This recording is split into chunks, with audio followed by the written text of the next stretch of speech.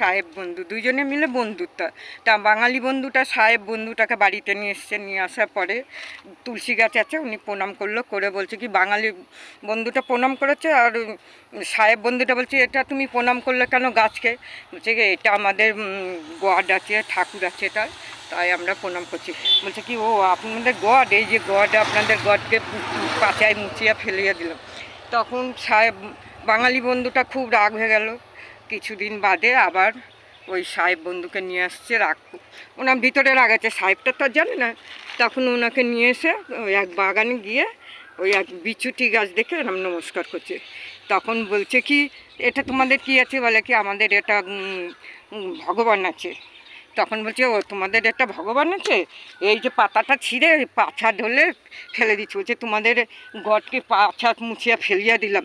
তখন বলছে কি আরে, তখন জ্বালাফোড়া করছে, বলছে আরে তোমাদের গড বহুত আচ্ছা, বহুত আচ্ছা, তোমাদের গড বহুত আচ্ছা। তো কেমন লাগলো সবাই শুনে অবশ্যই কমেন্ট করবে, ঠিক আছে?